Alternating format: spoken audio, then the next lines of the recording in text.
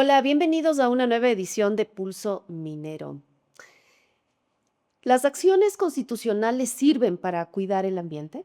¿Sirve para que la gente viva mejor? ¿Hay realmente una legítima eh, intención de proteger ese intangible natural que tenemos cuando se para o se intenta parar a la minería responsable? Eso y mucho más conversaremos en esta edición de Pulso Minero. No se vayan, volvemos enseguida. Anécdotas, voces y minería responsable. Pulso Minero, explorando los desafíos e historias que construyen un futuro sostenible.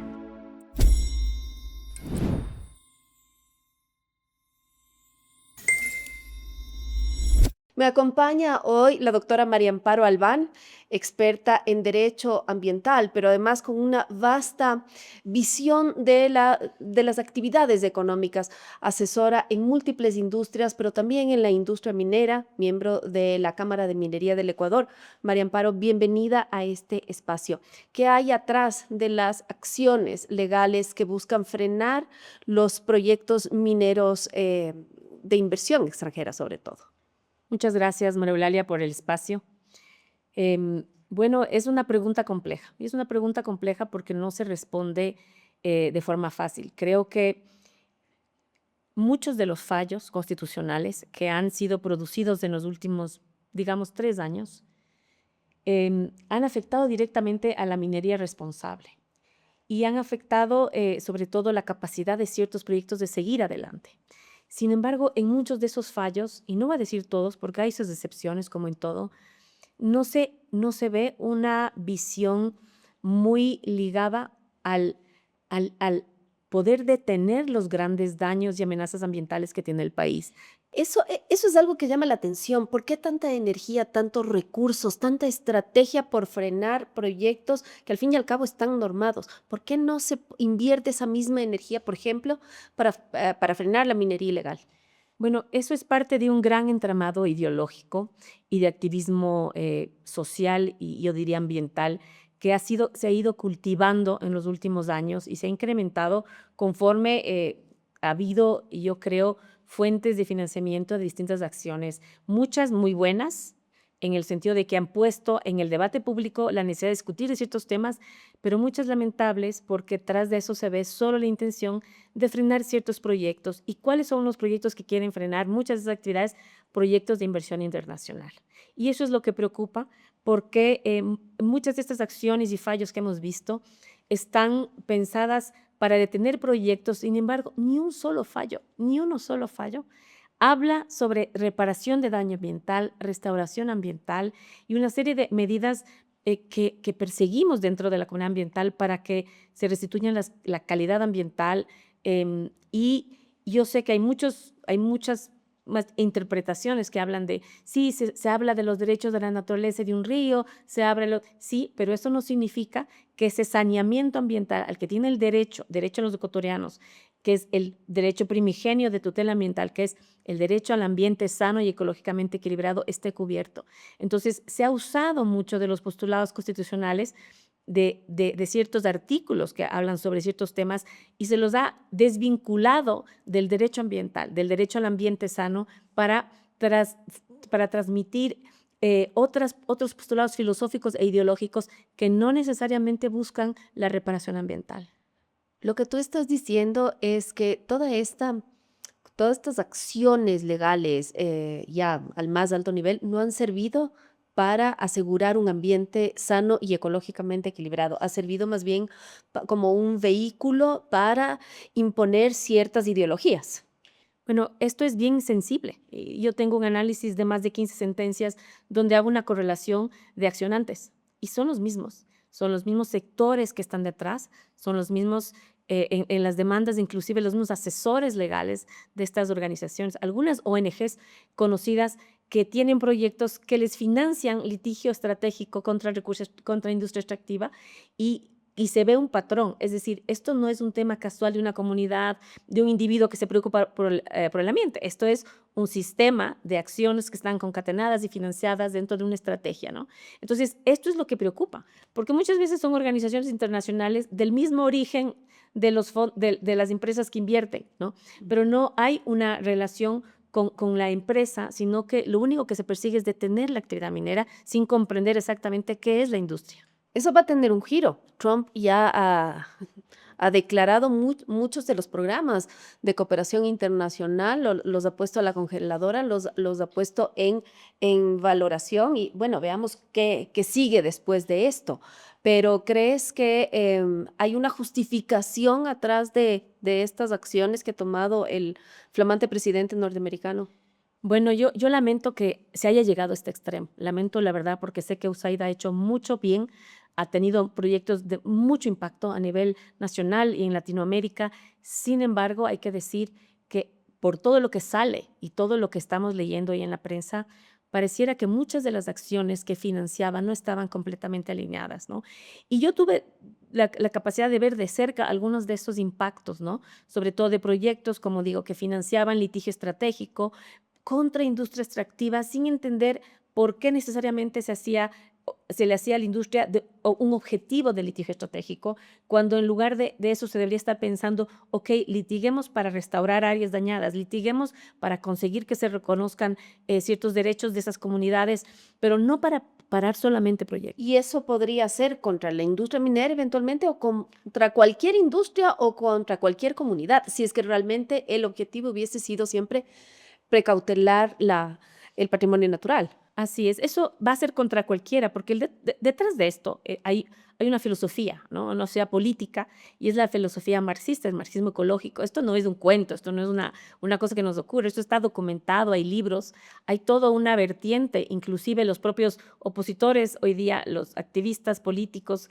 como Isa, por ejemplo, tienen su libro de Estallido, donde habla de este movimiento social, pero en realidad si uno lee, hay que leer para entender qué están tratando de hacer.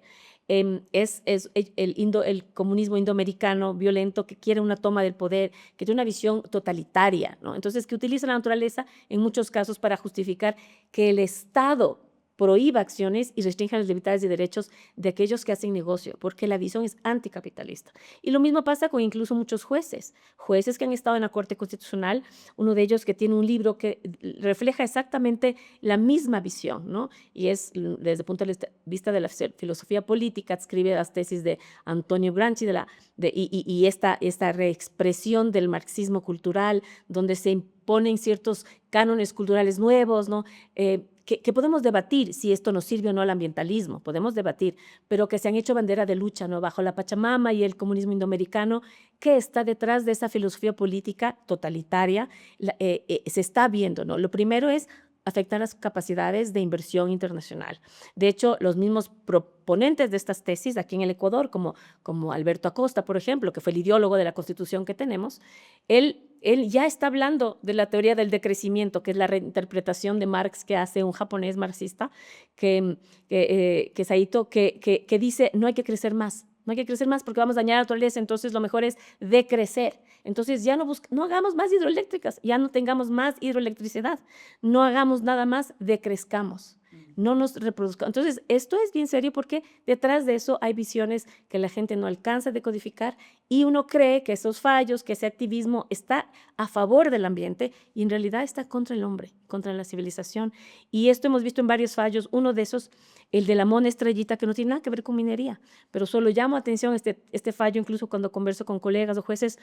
En ese fallo hay un error garrafal, es un fallo de Corte Constitucional escogido sobre derechos de los animales y basa el fallo en un derecho y en un principio que no existe, que es el de equidad interespecie, es decir, monos, perros, insectos somos iguales al ser humano, ¿no? No hay nada más en contra de los derechos humanos que ese principio. Sin embargo, la bandera de lucha ha sido usada, digamos, para introducir esto, así han sido los derechos humanos. Geopolíticamente hablando, el poder mundial siempre está detentado y quienes no lo detentan buscan hacerlo.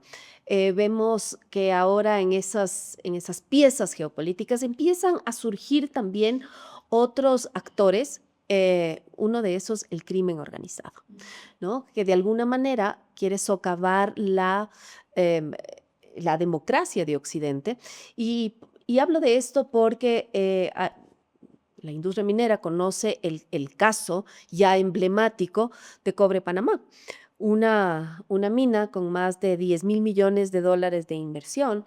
El proyecto de inversión más grande de Panamá logró ser detenido a nivel constitucional.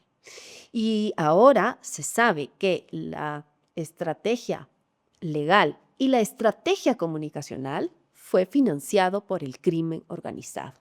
¿Por qué? Porque al llegar el proyecto y luego convertirse en mina, daba una gobernanza, una seguridad en el sector que justamente socavaba la capacidad del crimen organizado de operar en esas zonas, recordemos muy cerca del Darién, un paso de migración, de la migración ilegal de toda Sudamérica. ¿Cuál es tu opinión al respecto, María Amparo? Bueno, el caso de Cobre Panamá es lamentable porque creo que tiene varias aristas. No es solo el activismo en contra del proyecto que terminó cerrando por presión política y social, pero también refleja, yo he sacado varias lecciones, también la incapacidad de ciertos actores económicos de entender en qué momentos políticos están los países, ¿no? Una lectura más fina de las demandas sociales que existen sobre ciertos temas y la percepción de justicia o injusticia en ciertos negocios, ¿no? Y no es que uno deba someterse, porque la legalidad dicta normas que uno tiene que cumplir, pero sí creo que ese fue un fallo de lectura que tuvo, yo creo que el proyecto, la empresa y los inversionistas. Sin embargo, yo coincido que algo muy raro pasó con ese proyecto. Algo muy raro en el sentido de activar de repente fuerzas que no se activaron nunca durante los estudios de impacto ambiental o que no demandaron antes, quiero mayores niveles de gobernanza social, que se tome en cuenta esas comunidades, consulte. Usualmente todas esas presiones se canalizan durante los procesos de consulta ambiental y durante el licenciamiento ambiental. Que eso surja después, a posteriori, cuando el proyecto ya avanza y genera toda una estructura económica alrededor y genera relaciones y encadenamientos, es bien extraño. Yo siempre pensé que algo raro había pasado, no completamente, no,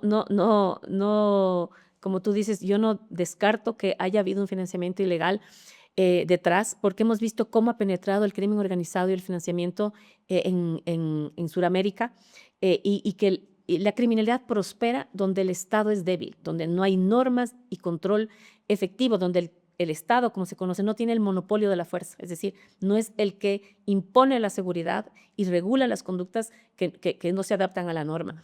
Este es un poco el tema que estamos viendo. Hay ciertas áreas donde el Estado no se hace presente, donde no es fuerte, y ahí hay estos focos de ilegalidad de distintos órdenes, desde el comercio, en temas ambientales, del comercio ilegal de especies y el tráfico de especies, la trata de personas y obviamente la minería ilegal, que por las cualidades geográficas y obviamente los recursos que tiene, es hoy día lo que está prosperando en toda la cuenca amazónica de los países suramericanos. ¿Qué buscamos nosotros con este espacio? Pulso Minero es justamente ese encuentro para poder aprender de la industria, para intercambiar opiniones y, por supuesto, para aprender de los que saben. María Amparo, tal vez un llamado a la comunidad que nos está escuchando, que nos está viendo, para que afinen el ojo, para que afinen el ojo y afinen los oídos cuando vemos estos juicios que son muy bullados, que tienen mucha repercusión mediática, que aparentemente están para defender la naturaleza o defender la soberanía nacional, pueden estar ocultando una agenda detrás y una agenda bastante oscura. Lamentablemente, yo por lo menos he visto una agenda activista de un grupo muy identificado de organizaciones sociales y movimientos, y sobre todo también indígenas, hay que decirlo, que pliegan a una visión ideológica de no querer negocios, de no querer inversión internacional, porque, nuevamente repito lo que dije al principio, existe un postulado del marxismo ecologista, del marxismo ecológico, y es una visión totalitaria que ha usado los derechos de la naturaleza, ha usado el discurso ambiental para dulcificar ese cuestionamiento al progreso, ese cuestionamiento a la inversión y decir, la inversión daña, el capitalismo es el que contamina, no son las acciones individuales de cada uno cuando decide impactar o cuando se cometen infracciones, sino el capitalismo, la inversión, los negocios, las empresas, y esa visión es la que se ha traducido en muchos de esos fallos al de forma inconsulta prohibir o irse en contra inclusive de la doctrina internacional en derecho ambiental y fallar a favor del uso de ciertos principios de forma absolutamente inaplicable a los casos en los que se ha usado. Y podemos profundizar muchísimo porque a esto le he dedicado los últimos 2 años y medio a revisar la calidad de jurisprudencia que tenemos en materia ambiental y veo con mucha pena que la mayoría de fallos icónicos que se repiten, que además están muchos de esos en contra de la actividad minera, no tienen realmente un postulado ambiental como repito, que trate de salvaguardar el derecho humano al ambiente sano y ecológicamente equilibrado, sino que usa la visión de derechos de naturaleza para empujar una agenda ideológica muy apegada al variateísmo y al comunismo indoamericano, muy apegada al marxismo ecológico también, y que a la sociedad le tiene a veces confundida, que no alcanza a decodificar qué realmente hay detrás de esto. Se nos está acabando el tiempo, seguro esta será la primera de muchas conversaciones que tendremos, María Amparo, pero quizás para concluir brevemente en un par de minutos, cítanos uno de esos fallos de los que tú estás hablando. Bueno, hay varios, quizás de los que más me molestan a nivel técnico, porque yo me dedico al derecho ambiental, yo no hago política, no hago ideología, yo asesoro al cumplimiento, hago due diligence, y cuando veo que se usan temas ambientales para atacar a la institucionalidad ambiental, es decir, al Ministerio del Ambiente, que nos ha costado décadas construir, atacar a las normas regulatorias, a atacar a los límites máximos permisibles, que son herramientas de cumplimiento ambiental, para dar paso a postulados difusos, postulados ideológicos y filosóficos completamente ajenos al tema, es cuando yo me preocupo. Esto he visto, sobre todo en varios, voy a citar el más icónico quizás, que muchos repiten como gran fallo, y yo le encuentro errores doctrinales profundos, como el caso de los cedros, por ejemplo. El caso de los cedros es un fallo que se dictó, me parece que hace casi van a ser 3 años, en diciembre del 22, me parece que fue, y trae consigo, digamos, es un fallo en un área, sobre una concesión que comprende o está superpuesto a un bosque protector, cosa que pasa mucho en materia minera y en otras Bosque actividades. protector, Bosque protector. no área protegida. No es un área del Sistema Nacional de Áreas Protegidas porque sería imposible autorizar una actividad minera en área protegida, eso es ilegal, inconstitucional. Pero esto es un bosque protector de cierta significancia para ciertos sectores. Y la verdad, puede ser que es verdad, que esa área es relevante porque son los últimos reductos, como algunos decían, de bosque chocó andino, que pasan por ahí. Y eso es verdad. Puede existir esa intencionalidad ecológica, digamos, protectora. Pero no había una prohibición expresa. No tenía ninguna protección, ya había tenido licencias en orden. Ese no era la discusión. ¿Qué se hizo en ese caso? ¿Qué es lo que llama la atención? Se usó un principio, el principio de precaución. Se usó dos argumentos. Uno, que esto iba en contra de que el haberle otorgado una licencia de operación en exploración inicial, me parece que era, iba en contra del principio de precaución. Claro, desconociendo que la aplicación doctrinaria tradicional del principio de precaución es sobre ciertos temas específicos. Se hizo una aplicación extensiva sobre un tema que corresponde exclusivamente al principio de prevención. Entonces, ¿qué es lo que se ve ahí? Que los jueces no saben de derecho internacional ambiental, no saben de derecho. El principio de prevención es la obligación que tienes de prevenir el daño ambiental. Es el principio madre, rector del derecho ambiental. No dañes. Prevén el daño, no me afectes, o sea, si vas a afectar, que sea poco, mitiga lo que hagas y no afectes, no dañes, que es el hilo conductor del desarrollo sostenible. Cuando hablamos de desarrollo sostenible decimos que es esta filosofía que dice que nosotros debemos cuidar lo que tenemos para las futuras generaciones, ¿no? Y que tenemos que tener en cuenta que esté balanceado lo social, lo ambiental y lo económico. Eso es básicamente, en resumen, el derecho ambiental es lo que te permite que eso suceda, porque te pone límites. Aquí, consúltame, aquí no me causes estos daños ambientales, no me impactes más de esta norma, etc. Entonces, mientras haces negocio y ganas como debes, ¿no? Esa articulación, esa pirámide. Pero aquí no hubo eso. Entonces aquí se utilizó un tema que era de prevención ambiental para justificar la aplicación de precaución, diciendo que se iban a extinguir las especies, porque hay un artículo en la Constitución que dice que se podrá aplicar precaución en caso de que se extingan especies. O sea, una cosa absolutamente, yo creo que traída a los cabellos, pero no es el único tema. El otro tema que la gente no sabe porque no lee las aclaraciones de las sentencias es que esa sentencia que se cita como la gran sentencia en materia de consulta ambiental es precisamente una sentencia que genera una regresión en derechos de participación, porque en la aclaración, cuando el juez ponente aclara una consulta que le hace, me parece que es la ENAMI, dice que la consulta ambiental solo va a aplicar para la mediana y gran minería, no para la artesanal y la pequeña.